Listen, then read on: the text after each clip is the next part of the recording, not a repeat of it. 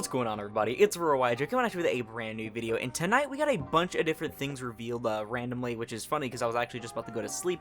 But we got like a brand new archetype revealed, we got a new EVA support for White Woods or White Forest or whatever, and we actually got support for Goblin finally, which is super cool. If you've been like paying attention to the channel and stuff, I do have a couple of Goblin deck profiles up. I really like the deck, I've been playing with it since its release, and I've always felt that the second wave, really, that it got, like the 2 cards that it got weren't really enough to actually make the deck a lot better.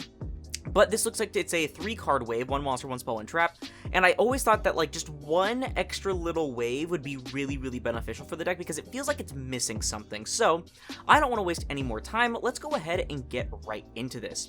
This is in Rage of the Abyss, by the way. So starting off, we have badass Goblin Bikers. That's definitely not staying translated. But it's a level 6 Dark Fiend effect monster, 2400 attack and 0 defense. You can only use the 2nd and 3rd effects of the name once per turn. If you control no monsters, or all monsters you control are goblins, you can normal it without attributing. If it's normal or special summon, you can special a level 4 or lower goblin monster from your deck. And if it's sent to the graveyard, you can target 1 card in the field and attach it to your Goblin Exceeds monster as material. Okay. So this is actually kind of interesting. So I've been wanting the deck actually to get its own level 6 for quite a while now, because of the way that the Goblin Biker Continuous spell, the Grand Meeting, which is what this card is supposed to be utilized with, because of how it's worded, you can target 2 goblins on the field, make 1 the level of the other, or add both of their levels, I believe. I don't really use it like all too often, I just know for a fact it makes a 6. But the making 1 the level of the other never really comes up, because you aren't really playing any of the non-level 3 goblins, so having a level 6 one actually makes sense when it comes to making your rank 6 plays. And so because of this is why it says you can normal summon without attributing. The Grand Meeting also gives you an additional normal summon. And then on summon, it's essentially a new copy of Tour Guide because you can summon any of your level 4 or lower goblins from your deck. So that actually means you can summon any of them as opposed to just Mean Merciless, and the effects are not negated. And also that 3rd effect for clearing removal is pretty solid. I mean, attaching things to your Goblin Monster's material straight up without having to trigger Gabonga is pretty cool. It also works if it's sent to the graveyard from anywhere, so that includes like the deck, the hand, stuff like that. So I think this card actually isn't bad. I will admit it definitely gives the deck like another choke point, but Tour Guide was already a choke point, and to be fair, this card is basically better in that regard, quote unquote, because I mean, you're already normal summoning the Tour Guide anyway. And also, I mean, you can just punch with this because it's a 2400 attack beater, though the downsides, of course, being that you have to have only goblins or no monsters in order to use this first effect, or the normal summon without attributing, and so you can't use it in like a situation where you have a monster already on board and then normal summon Tour Guide after.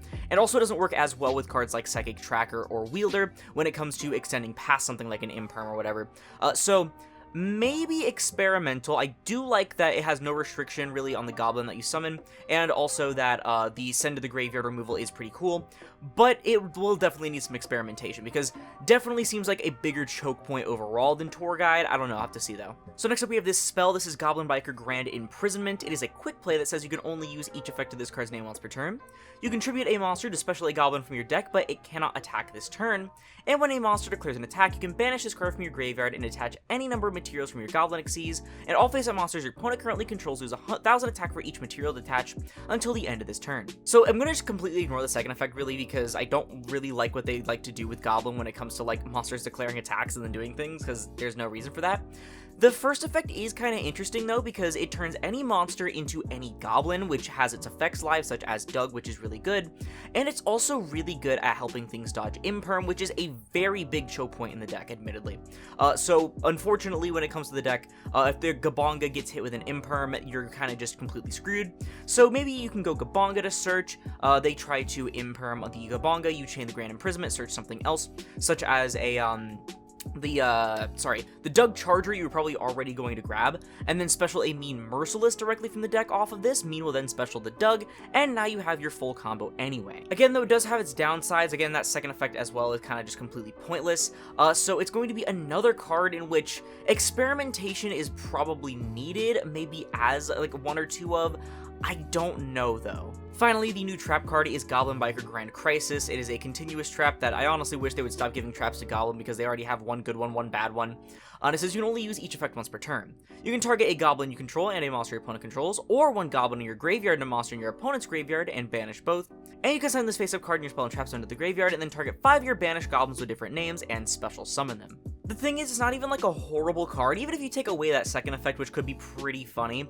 I wish it said up to, unfortunately it doesn't say that. It has to be exactly 5 banished goblins. But the first effect is kind of just what Pile Up gets you, but Pile Up also gets you the big body with the protection and the spell and trap removal. So there's really no point in playing this. If there wasn't a point in playing the negate, there's no point in playing the removal. Alright, but that being said, that's all there is for the new Goblin support. Like I said, just 3 new cards. So what do I think about it overall? I think I've already kind of summed this up already throughout the video, but I think it's interesting, and I think I would like to definitely playtest with these cards. I think especially Badass Goblin Bikers and Goblin Biker Grand Imprisonment do have potential. I'm not really going to consider the Grand Crisis or anything like that. And speaking of which, it looks like a Sub-Terror card from here, which is weird. But yeah, I'm not really going to think about that, but these 2 cards definitely have potential in the deck, though they'd probably end up taking precious non-engine space, which is already really, really tight in the Goblin strategy. So again, not really too sure, but I don't know, that's just my opinion. Let us know in the comments below, because that's going to do it for the video. If you like it, please sure to leave a like, as I'll split this video and the channel into the recommended, and all this content is like it, like the rest of my review series. We have many more videos coming out tonight, because there are a bunch of things revealed. Then perhaps consider subscribing and turning on notifications if you haven't already, because it supports the channel more than anything else, and it's absolutely free. Also, when supporting directly, we can get some awesome TG merchandise in the process. Check out Tapio cards and link down below. Use code Aurora5 for 5% off your purchase at checkout and support me financially. Also, be sure to check out the Patreon for some awesome goodies for $1 and $5 respectively. Once again, thank you all so much for watching, and I'll see you in the next one. This is Aurora, signing off.